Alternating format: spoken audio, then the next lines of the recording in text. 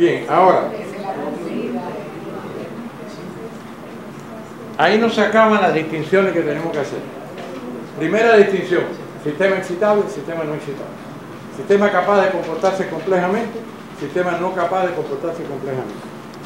Segunda distinción, bueno, dentro de los sistemas capaces de comportarse complejamente, excitable, ¿cuán alejado del equilibrio está? ¿La dinámica que estoy mirando o la que quiero modelar en la pantalla de un computador o de otra manera? ¿Está alejada del equilibrio? Oye, qué complejos son los pulmones. Sí, no, ya los entiendo. Un poco alejado, gran alejado, o sumamente alejado. Pero ahí nos sacamos la distinción. Hay que hacer una tercera distinción, que es acerca del carácter de lo que les ocurre a los componentes. A todos los componentes, o sea, un sistema excitable que está, digamos, poco alejado del equilibrio, o no lo sé. O quiero modelar un sistema que esté o muy alejado, o regular alejado, o poco alejado. Depende, entonces tengo que hacer una tercera distinción. ¿Qué le está ocurriendo a los componentes? A todos los componentes. Recuerden que cuando hablo de dinámica, estoy hablando de una red de componentes que interactúan entre ellos, intercambian masa, energía, información y sentido entre ellos y con el entorno. ¿Qué les ocurre a los componentes? A todos los componentes les está ocurriendo lo mismo, ¿no? Es decir, las tasas de ocurrencia, lo que le sucede a los componentes, puedo considerar que son todas iguales o que son diferentes. Puedo hacer esa distinción. O porque la estoy viendo y hago la conclusión, mira, todos los componentes parece que le está pasando lo mismo, o no, o para modelar. Voy a modelar un sistema en que a todos los componentes la tasa de ocurrencia de lo que esté ocurriendo es la misma, o no. Si hago la suposición, o si constato que el sistema, tiene un comportamiento complejo, rígido, puedo llegar a la conclusión de que en promedio a todos los componentes le está sucediendo lo mismo. O si quiero modelar un sistema en que a todos los componentes le esté sucediendo lo mismo, estoy modelando una dinámica compleja capaz de comportarse rígidamente, no adaptativamente, no me sigue, ¿no? O sea, estaría aquí.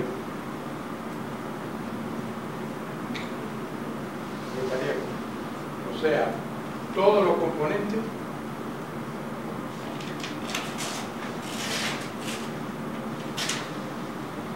le está sucediendo algo igual.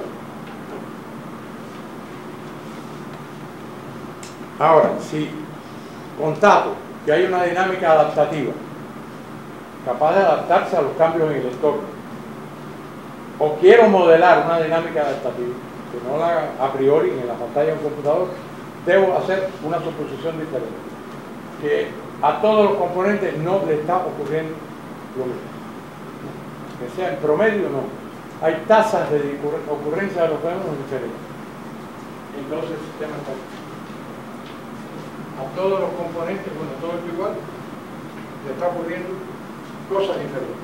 Por lo menos a algunos le está ocurriendo una cosa y a otros le está ocurriendo otra. ¿Me sigue? Esa es una tercera distinción. Pero hay otra cuarta distinción. Acerca de la propia naturaleza o índole de los componentes.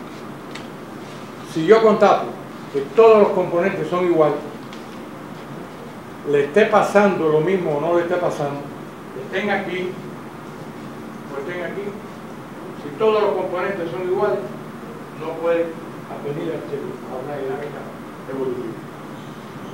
O sea, vamos a poner que vamos a llamar a los componentes, vamos a poner una bolita. Todos son iguales, son homogéneos. Puede estar aquí o puede estar aquí,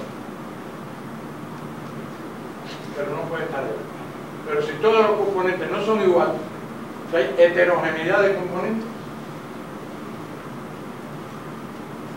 entonces el sistema sí puede llegar a ese grado de comportamiento complejo. Entonces, no podría pasar que estoy asumiendo una premisa que podría ser falsa, que conozco que son heterogéneos. ¿De dónde conozco que son heterogéneos? No son heterogéneos. Sí, te entiendo.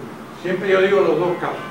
O veo una dinámica, estoy siendo testigo de una dinámica donde constato, porque la estoy mirando, o la estoy estudiando física o química o biológica o socialmente, de que los componentes tienen, que el sistema tiene un comportamiento adaptativo, puedo decir que los componentes son evolutivos, que todos los componentes no son iguales.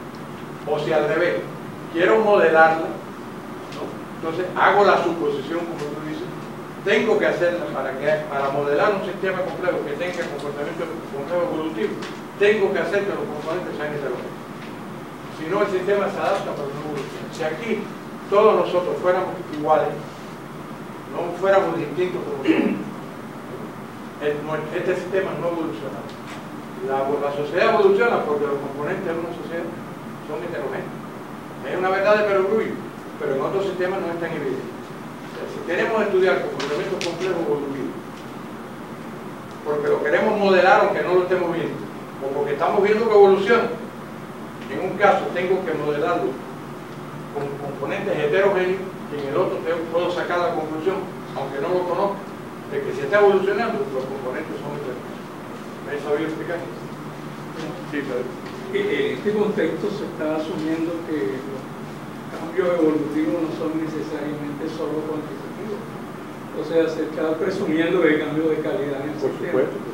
Por lo tanto, incluye la noción de caos y de reorganización también. Bueno, la de caos no necesariamente. Caos es una manera de cambiar. Por eso. Pero no todos los cambios cualitativos son caos. Pero los cambios, no hemos llegado ahí todavía. Los cambios por un mecanismo de caos están dentro, en este caso dentro de los cambios de cualidad pueden ser a través de diferentes modalidades, ¿no? Una de ellas, sí, quedar atrapado en un atractor o en una modalidad de cambio de caos, pero no necesariamente. Pero en ese caso se considera evolutivo, se considera una dinámica de cambio evolutivo. Sí, puede. Lo que quería decir era solo de cambio. Te iba a decir una cosa, pero con la pregunta se me fue de la mente. Ya me acordaré. A ver, nosotros estamos intentando evitar las definiciones. Ya me acordé. Dime. Estamos intentando evitar las definiciones, ¿no? Tú eres español, ¿eh? Sí, sí. Entonces, no sé cómo nosotros partimos de ese punto de equilibrio si no encontramos unas características que regulan lo que es un punto de equilibrio. Y en caso de que lleguemos a definir de alguna manera o a encontrar unas características para que nosotros conozcamos el punto de equilibrio, no se oye. ¿Cómo llegamos a un punto de equilibrio nuevo? Porque si entendemos eso y llegamos a un punto de equilibrio nuevo, entonces ya no estaríamos tan alejados del punto de equilibrio, estaríamos en una situación cercana a un punto de equilibrio nuevo. Entonces esa situación no sería alejada, ¿no? Entonces ya me he hecho calor. Bueno, alejada de este equilibrio. Claro, y a posteriori comprenderíamos que estaba acercándose a este otro equilibrio. Pero no podemos predecirlo, porque eso es una constatación a posteriori. Claro, pero sí sabemos... La primera pregunta de definir un equilibrio. ¿Cómo sé yo que estoy acercando a un punto de equilibrio nuevo? Y por lo tanto me estoy encontrando una situación cercana a un punto de equilibrio y no lejana a un punto de equilibrio. Bueno, lo de lejana y cercana viene por el proceso que estamos estudiando, ¿no? Pero luego, ¿cómo te llamas? Jaime. Te repito lo que decía esta mañana, ¿no? Este tipo de indagación no va en primera instancia a construir definiciones, sino a estudiar dinámica, a estudiar manera de cambiar y transformar. Si uno ve, por ejemplo, cuando está cerca del punto de bifurcación, a medida que suceden o pequeñas fluctuaciones o perturbaciones, el sistema tiende a reaccionar más. Quiere decir que se está pegando. O sea, fluctuaciones o perturbaciones cada vez más chiquitas. El sistema se desestabiliza relativamente más, es que se está pegando a punto de bifurcación. Si cuando sucede lo contrario, se perturba, se fluctúa, no se altera, ¿no? O a mayores fluctuaciones y perturbaciones, cada vez se altera menos, se está alejando del punto de bifurcación. Se está alejando de la posibilidad que da de llegar a quedar atrapado en un conflicto atractor, ¿no? Hasta ahí. No puedes predecir que la próxima fluctuación lo va a tumbar para acá o para allá. Y esta estrategia de indagación se orienta a eso. Aquí estamos llamando equilibrio. Es estudiando las características de cómo cambia y se transforma el sistema. ¿Qué le pasa a los sistemas cuando fluctúan, cuando se perturban, cuando yo induzco sobre ellos? A mí lo que me está hablando es encontrar, o sea, definir de alguna manera, sin definir el punto de equilibrio, conocer esa situación en la que debería partir yo para tomar eso, esa modificación. Ahora entiendo que depende del número de, o la cantidad de fluctuaciones que vaya sucediendo, entonces ya El tipo de comportamiento que muestra el sistema, que es a lo que nos orientamos, no a definir un equilibrio, que en definitiva siempre es una definición construida. Y eso te satisface, ¿no? ¿Qué estamos llamando? Igual que la ley, aquí no buscamos leyes y hasta ahora nos decían que la ley era la ciencia. Aquí no se buscan leyes. Yo sé que a muchos compañeros se lo dejan. Si preguntas al modelo, en esta manera de pensar, se va a modelar esto corresponda con la realidad, más o menos, cierto margen. Se está hablando de modelar teniendo como herramienta a la computación. No necesariamente. Modelación computacional o no computacional. ¿Y a la que se le llama no computacional? Las que no usan modelación con base a ecuaciones, por ejemplo. Modelación utilizando matemáticas. Modelación matemática. Modelación matemática. Ahora bien, si yo voy a modelar algo en lo cual no hay definición, etc., a través de una herramienta que requiere precisamente de definiciones precisas, rigurosas. No, en el caso de la, ya sé dónde va. ¿Cómo te llamas? René, compatriota mío. En el caso de la modelación basada en ecuación, bueno, puede hacer recurso a las definiciones tradicionales de la matemática que estás utilizando. Incluso a una definición de equilibrio matemático de un determinado tipo de ecuación. ¿No? Pero en la modelación computacional no puedes hacer recurso a eso. Exacto. Entonces, en lo que se utiliza en computación, se utiliza mucho la recurrencia. Por ejemplo, la geometría fractal se basa en el proceso de recurrencia. De iteración. Es decir, conocido lo anterior, paso al siguiente paso. Y repito, le meto a la entrada, a la salida. Exactamente. Pero vuelve a ser necesario tener precisión, rigor. No es, ¿cómo decir?, tan abierto al lenguaje hablado que permite hablar y decir cosas sin definición como si se entendiera. Por ejemplo, uno fuera a dar la definición de casa y yo trabajo en casa. La definición de casa. ¿Tú me puedes definir qué es una casa? Imagina de todo, es difícil. Sin embargo, todos sabemos reconocer entre otros. Ahora bien, cuando uno la va a modelar, siempre coge ciertas partes para caracterizar eso que estamos llamando casa. Y aunque sea en computación, también se hace. Entonces, poco es posible que utilizando herramientas que requieren necesariamente cierta precisión en lo que se está diciendo, pueda modelarse adecuadamente algo que se está diciendo que no cumple con nada de eso. Bueno, ya yo te expliqué el veneno. Sí. Que en el caso de la modelación basada en ecuaciones, se utiliza un lenguaje matemático que hace recurso a definiciones matemáticas incluso. Bueno, se utiliza. Pero ese lenguaje, esa modelación basada en ecuaciones generalmente no funciona aquí. El sistema de comportamiento complejo rígido. Y funciona por eso, porque es un comportamiento complejo relativamente poco complejo. ¿No? Ya en cuanto llegamos a comportamiento de mediana complejidad, la modelación basada en ecuaciones generalmente no funciona. ¿No? Porque la no linealidad es muy grande o porque no tienen soluciones analíticas. ¿No? En fin, pueden servir para una modelación cualitativa, ¿no? De estas dos estadios, pero cualitativa, orientadora. ¿No? Pero bueno, si utilizan modelos basados en ecuaciones, matemáticas, puedo usar las definiciones que implican esas ecuaciones, no hay problema, ni sin ni tanta. ¿No? Lo que ya en estos dos ámbitos, eso no te va a funcionar. ¿No? Funciona mejor otro tipo de modelación, entre ellas la modelación basada en agentes computacionales o no computacionales. ¿No? Otra cosa que quería decir, que fue lo que se me olvidó ahorita, las fronteras entre estas cosas, acuérdense, son difusas. O sea, yo pinté una línea, pero realmente deberíamos hacer esto. así. Hay una zona en que se va transitando de un sistema complejo rígido a un sistema complejo adaptativo, pero todavía un poco rígido y menos rígido, y no muy adaptativo, más adaptativo, aún no solo adaptativo, sino que es para evolucionar un poquito, pero todavía es más adaptativo que hasta un así. No son fronteras rígidas como las que estamos acostumbrados nosotros a pasar. Además, en lo otro, dime, René.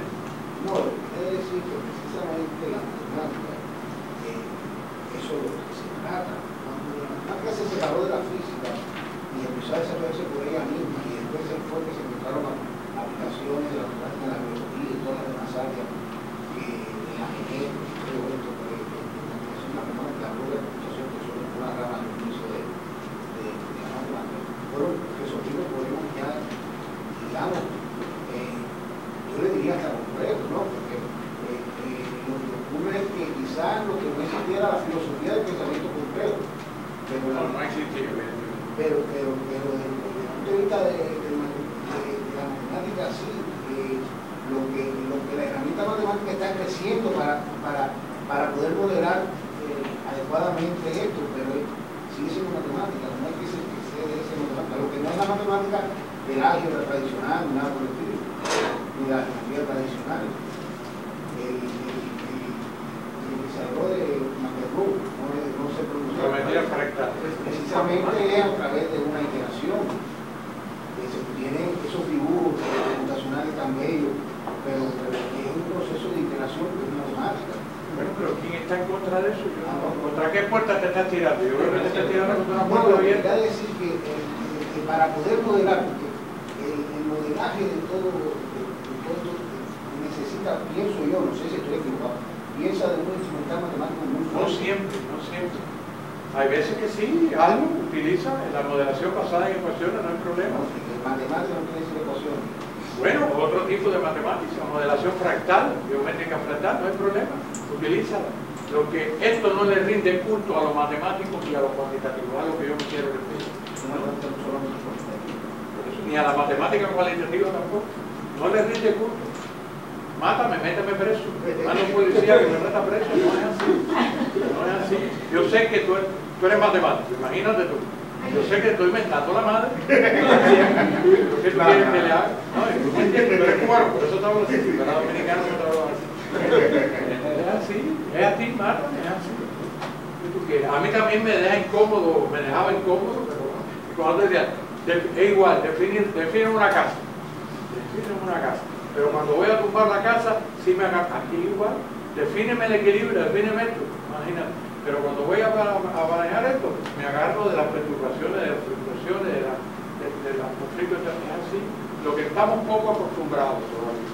Pero, y donde puedo aplicar un modelo matemático, lo aplico. No hay problema. Y me baso en las definiciones que la matemática ha desarrollado y así me servirá para modelar sobre todo esto. A medida que avanzo por allá no da. La iteración, perfecto. Si la geometría fractal se basa en iteración y se basa en iteración, ¿no? Bueno, la utilizo. Y la definición de iteración que me guste, la adopto. Pero eso no es lo fundamental. Sino lo fundamental es que hay una geometría nueva, resultado de una dinámica. Vamos a lo cualitativamente nuevo. Pero además, si es una negación dialéctica del otro, tú sabes que en la negación dialéctica se conserva lo que es válido en el otro. Así. Hay aspectos cuantitativos aquí, hay aspectos matemáticos. Válido que se puede utilizar, pero no es el culto a eso, no se persigue eso a toda costa. No sé si me explico. A un matemático esto le tiene que sonar, por supuesto, problemático, ¿eh?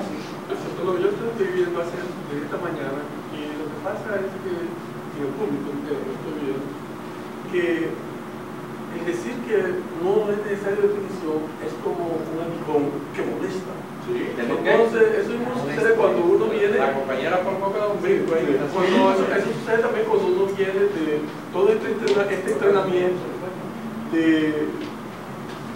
que usa la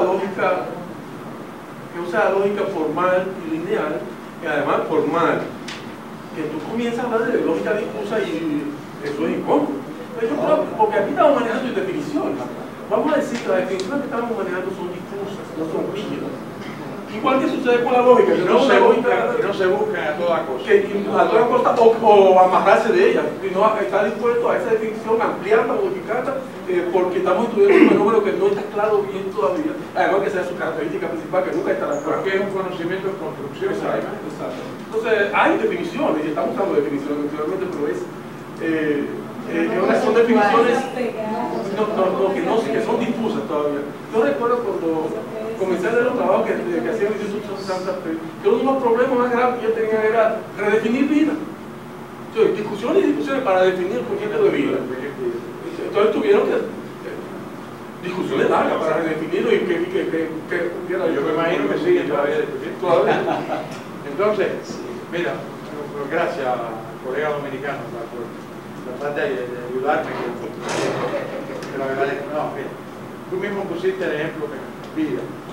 Esto no se preocupa por definir vida, sino intentar estudiar cómo cambia y se transforma las totalidades complejas vivas. Describir, acuérdense, es una explicación narrativa, lo dije anoche, hoy aquí quizás no lo he dicho todavía, pero está por ahí. Es una explicación narrativa, no nomológico-deductiva, como son las que se aplican en la ciencia tradicional, sobre todo las que la ley es formulable matemáticamente, entonces deduce, ¿no?, a partir de ahí todas las consecuencias lógicas. Es una explicación narrativa. ¿Qué le ha venido sucediendo a la totalidad cuyo comportamiento completo estoy estudiando y qué le está ocurriendo ahora? ¿Qué cambio y transformaciones le han venido ocurriendo? La historia del cambio y la transformación, la historia de la dinámica, la historia, de nuevo, con un tiempo interno, y lo que le está pasando ahora. ¿Qué cambio y transformaciones están ocurriendo ahora? La historia del cambio y la transformación llegó hasta aquí, hasta este momento, y ese ha situado el sistema ante una gama de alternativas.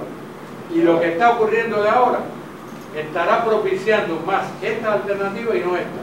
Pero si le sigue ocurriendo esto u esto otro, se propiciarán otras alternativas. ¿Qué le ha venido ocurriendo dinámicamente al sistema? ¿Cómo ha venido cambiando y transformándose en la jerga? ¿En qué atractores dinámicos ha venido quedando atraída? ¿Qué bifurcaciones, que veremos que son conflictos entre atractores, ha experimentado? ¿Hacia cuál de los atractores y conflictos que se tumbó? ¿Hacia esto, hacia el otro? ¿Y en qué gama alternativa desembocó todo eso? ¿Y qué le está ocurriendo ahora al sistema? ¿Cómo está cambiando y transformándose ante nuestros ojos? ¿En qué atractores dinámicos en la jerga está, al parecer, quedando atraída? ¿Se está pegando o alejando del punto de bifurcación entre conflictos entre atractores? Y eso, ¿cuáles de estas alternativas estaría propiciando? Puedo prever, no predecir, que está propiciando o no. Eso es lo que hace la complejidad. ¿Les gusta? Magnífico. ¿Los inquieta? Bueno, no les gusta, ¿no? Una explicación narrativa, ¿no? Un ideal epistemológico hermenéutico, narrativo, no un ideal explicativo, causal, explicativo, nomológico, deductivo. A mí me movió el piso, pero es así.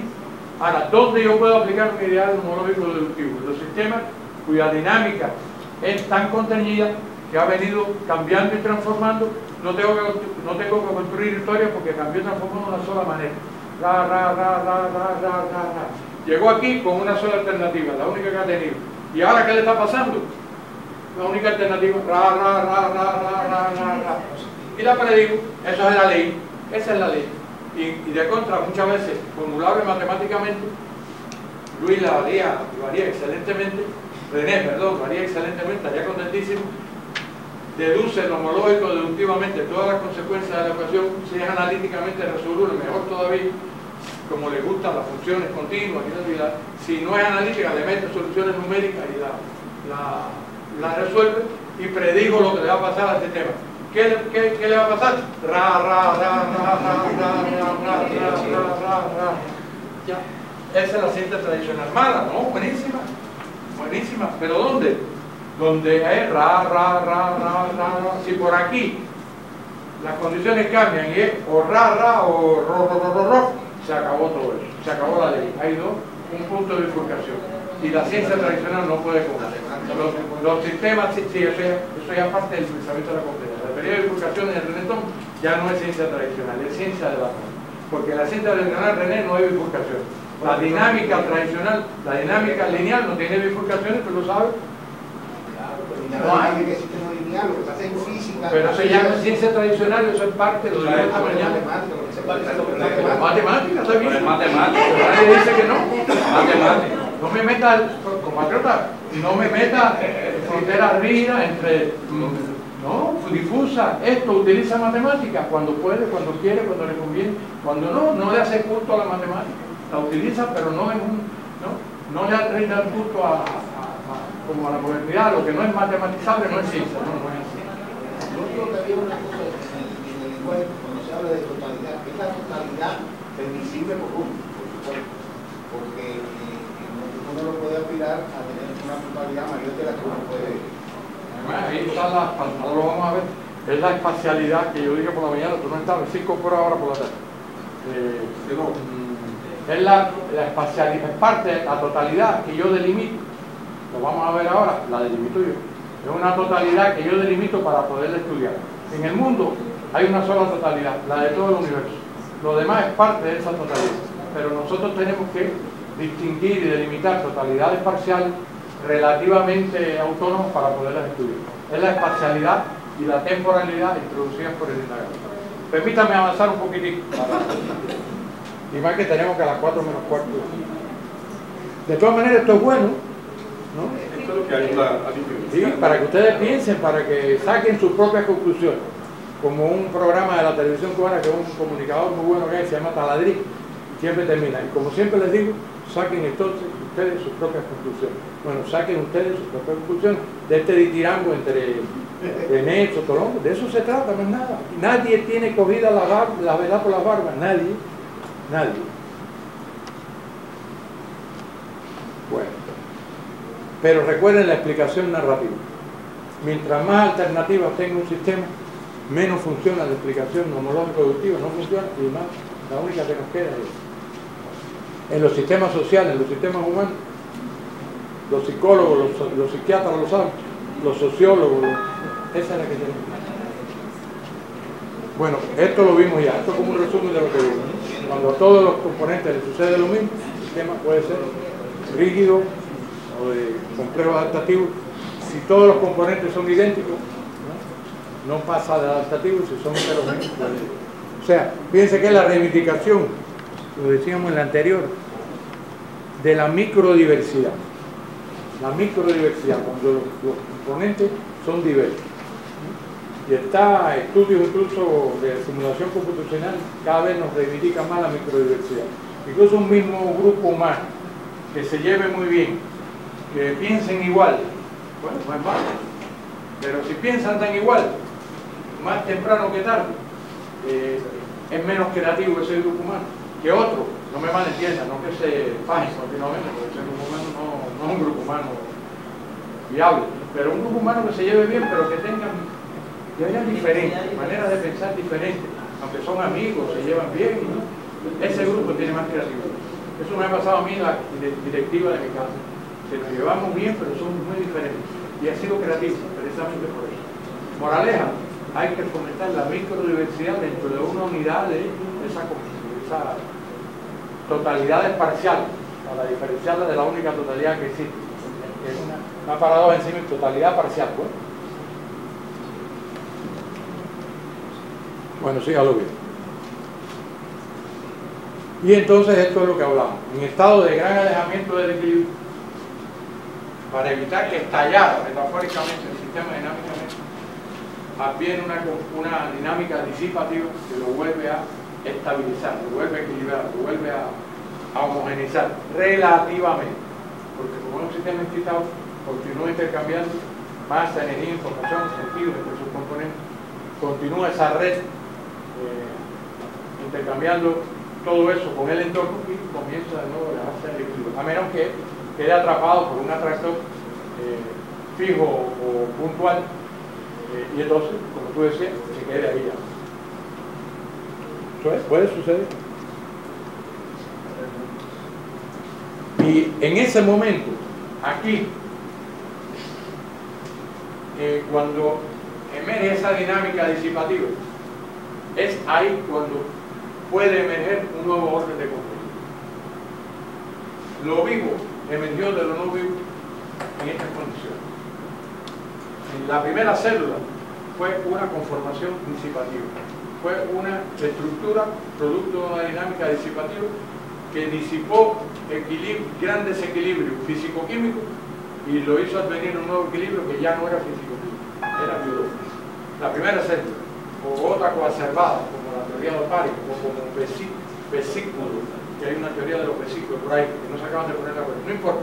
La primera totalidad abierta al entorno, de interacciones internas no lineales, de macromoléculas y moléculas, que devino tan alejada del equilibrio que si no se reautoorganizaba con una dinámica disipativa biológica, estallaba físico-químicamente. Eso es lo que fue la primera célula. Y a partir de ahí ya el proceso era una dinámica biológica, que se ha ido alejando del equilibrio. Llegó aquí, siguió, digamos que estas eran las dinámicas abiotas. Llegó y la primera dinámica vivo, y siguió. Y cuando estaba muy alejada del equilibrio, en un lugar que parece que fue en África Oriental, la primera horda, o como le quieran llamar, ahora se está discutiendo si se le debe llamar horda o todo eso, el primer grupo de monos antropoides superiores, muy alejado del equilibrio, vaya usted a saber por qué, ¿no? Muy inestable, ¿no? Y llegó a una dinámica que si seguía alejándose, estallaba como horda biológica, como horda no racional de monos antropoides, y advino de manera totalmente impredictible. Además no había nadie para atestiguarlo, ¿no? Pero si hubiera venido un marciano no lo hubiera podido predecir, ¿no? Advino a una dinámica disipativa que disipó ese gran desequilibrio biótico no racional porque la convirtió en una dinámica humana.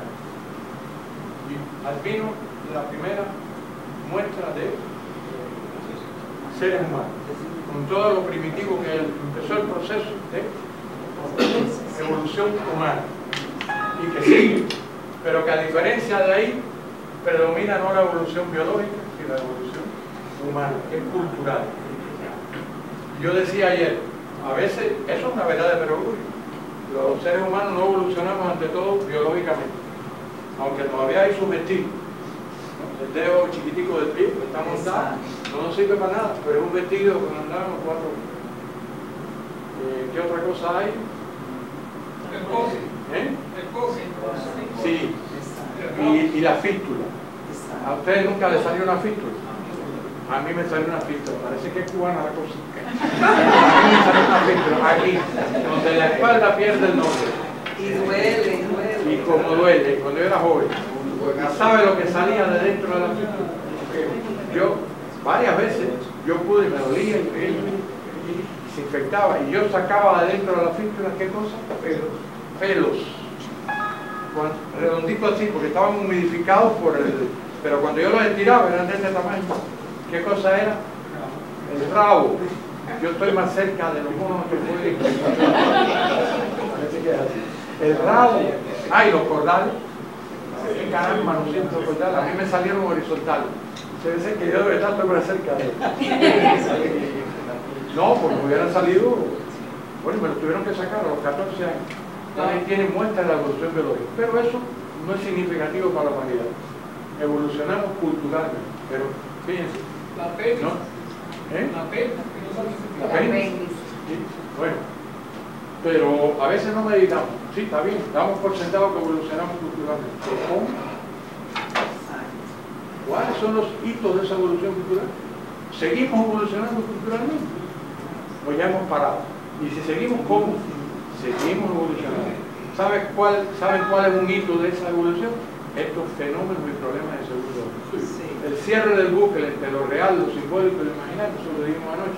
El que lo simbólico y lo imaginario, además de seguir sirviéndonos para lo que siempre nos ha servido, para aprender el mundo real, ya crean mundo, crean vida, crean capacidades intelectuales y vivencias emocionales que sin nosotros no existirían. Se ha cerrado el bucle entre lo real, lo simbólico y lo imaginario.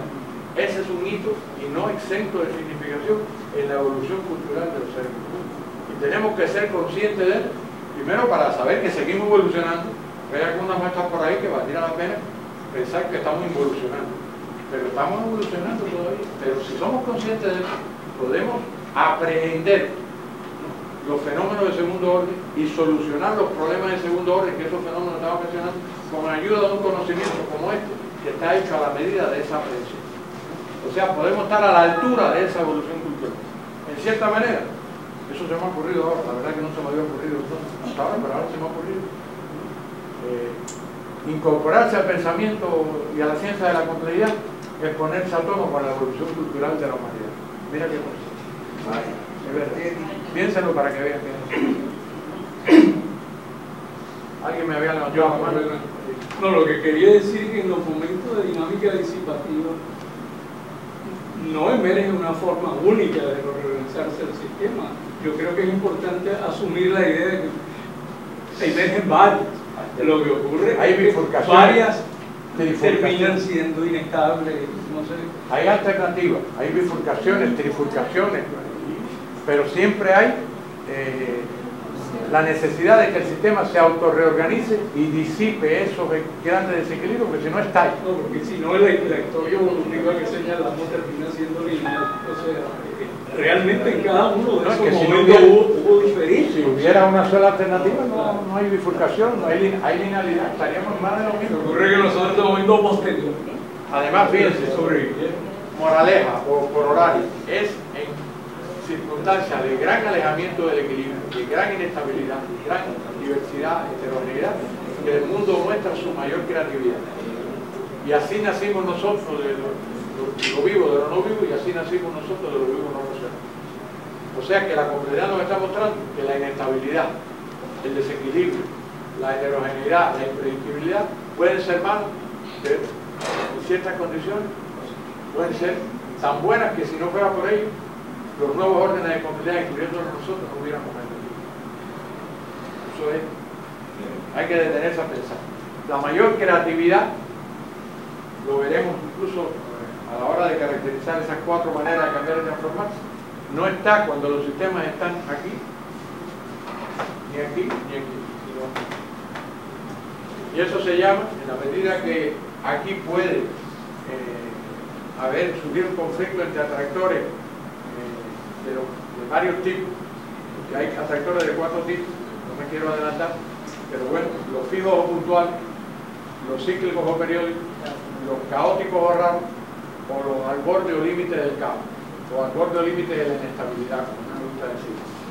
Atractor, recuerden lo que es, lo dijimos por la mañana, una manera característica de cambiar y transformar, una manera característica de que la dinámica, el cambio y la transformación de un proceso cualquiera, químico, físico, sociológico, humano, quede atraído. O sea, son maneras características hacia las que tienden a quedar atraídos los sistemas con personalidades comunes. Ahora, la fija o puntual, después le voy a decir por qué se llama así, y la cíclica o periódica no son privativas de los sistemas que se conforman complejamente, también son manifestables por los sistemas no complejos. Es más, son las características de los sistemas no excitables. ¿Por qué? Porque son los dos atractores que permiten, uno es que no, o sea, la fijeza, o sea, lo mismo, el atractor fijo puntual, el sistema queda estabilizado y no cambia y se transforma de ninguna manera. Y el atractor cíclico periódico, que cambia y se transforma, pero después de completar un ciclo, vuelve a completar el ciclo, y vuelve a completar. Claro, puede ser así o puede ser así. Pero fíjense, los atractores no se ven. Yo estoy diciendo fijo puntual o cíclico periódico en un espacio no real, en un espacio simbólico, el espacio de fase, que es un espacio que tiene tantas dimensiones como variables del estado tiene el sistema. Es decir, como característico, que variable es uno de Guaya, que me recuerda mucho el positivismo, ¿no? Como características tenga el sistema, o sea, como características sean necesarias para describir completamente el sistema. Dos espacios de fase de 2 dimensiones, ¿no? Como el péndulo, ¿no? Que es amplitud y positivo, o sea, el ángulo de apertura y la velocización del fin del cuerpo, ¿no? 3, 7. Y si hay 7 variables en estado, 7 características, ya no. El espacio de fase no es visible. Hasta 3 dimensiones lo podemos ver, pero 4 no ya. ¿No? Hay que ir.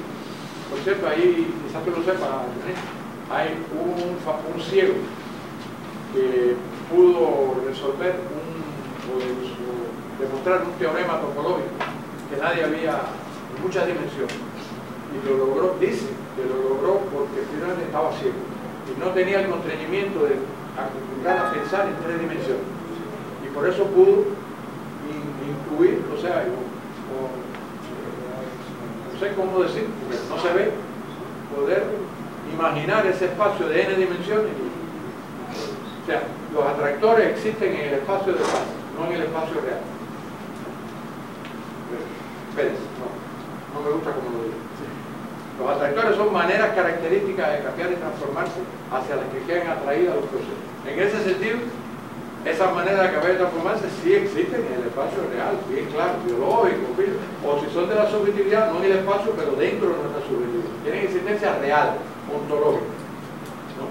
Ahora, ese ente simbólico que llamamos atractor, que es un ente, digamos, matemático, cualitativo para satisfacción de René, existe no en el espacio real, sino en el espacio de fase, un espacio matemático, simbólico, que nos ayuda a visualizar, ¿no? Geométricamente en el espacio de fase cómo luce la dinámica, porque en el espacio de fase cada punto es un estado del sistema, porque parece que los ejes son tantas características como sirven para describir el sistema, y por lo tanto cada punto es el conjunto de un estado del sistema, y cada trayectoria es una dinámica del sistema.